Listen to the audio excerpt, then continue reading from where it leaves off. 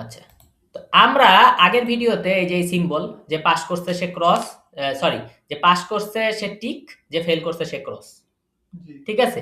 এই জিনিসটা আমরা কি করেছি? এই জিনিসটা আমরা এড করেছি হচ্ছে আ হ্যাঁ, সিঙ্গেল স্টুডেন্টে। ঠিক আছে? কিন্তু আমাদের একটা স্টুডেন্টে তো এরকম সিম্বল করি নাই। ঠিক আছে? কিন্তু এখন মনে তো হতেই পারে যে ভাই একটা স্টুডেন্টে করি নাই, কিন্তু টাইটেলে তো করতেই পারি। মানে যে হেডার টাইটেলে। সব জায়গায় করি নাই। হেডার টাইটেলে করলাম। ঠিক আছে না? তো ওইটাই যেহেতু করছি, চলেন আমরা ইসের জায়গায় একটা করে সিম্বল ইউজ করে দেই। একটা স্টুডেন্টেও একটা সিম্বল ইউজ করে দেই। তাহলে একটা স্টুডেন্টের আমার HTML পেজে ঢুকতে হবে। তো ওখানে একটু কন্ডিশন ভিন্নভাবে চালাবো। ওখানে একটু কন্ডিশন ভিন্নভাবে চালাবো। তো চলে গেলাম এটার টাইটেলের কাছে। ঠিক আছে? একটা স্টুডেন্টের টাইটেলের কাছে কি করলাম? চলে আসলাম। চলে আসার পরে আমি যে জিনিসটা করতে চাচ্ছি, যে এখানে আমি টাইটেলের নিচে একটা ইন্টার দিলাম। এবার আমি কার্লি ব্র্যাকেট ডবল পার্সেন্টেজ লিখলাম ইফ। ঠিক আছে? তাহলে আমি ইফ যদি দেই, আমাকে curly bracket alt shift down arrow দিলাম। এবার ইফ এর আগে লিখে দিলাম ইন্ট। তাহলে কি হলো? ইফ আর এন্ড ইফ থাকলো আমার। এটুকু তো আমি বুঝতে পারলাম, তাই না? তো আমি এখানে যে জিনিসটা পাস করব, স্টুডেন্ট ডট রেজাল্ট। ঠিক আছে? ইকুয়াল টু যদি রেজাল্ট হয় পাস। ঠিক আছে? যদি রেজাল্ট হয় পাস। তাহলে তুমি কি করো? তুমি টিক চিহ্ন দাও। ঠিক আছে? তাহলে আগের বারে আমি লিখছিলাম এলিফ, কিন্তু এবার আমি বলবো যদি পাস না করে, তাহলে পাস না করলে সে ফেল করছে, তাহলে আমি এলসও লিখতে পারি। আমার আর কষ্ট করে এলিফ লেখার দরকার নেই, যেহেতু কন্ডিশনই দুইটা।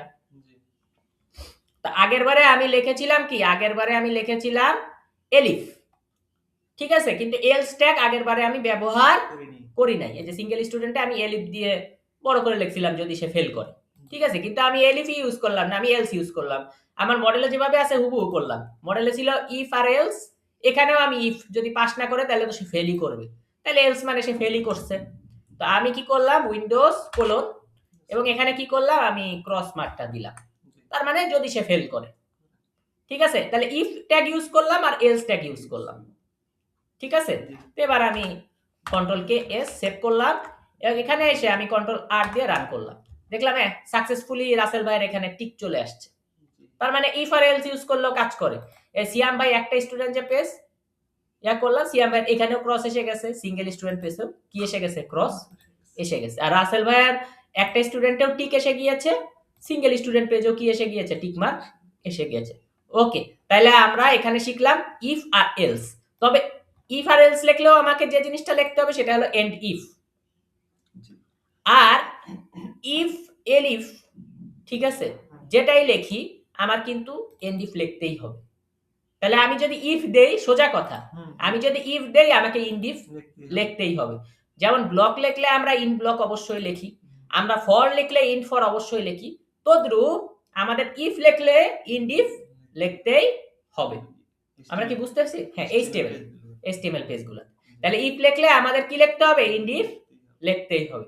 কারণ পাইথনে এন্ড ইফ লেখা লাগে না, পাইথন পেজটা তো চালাক।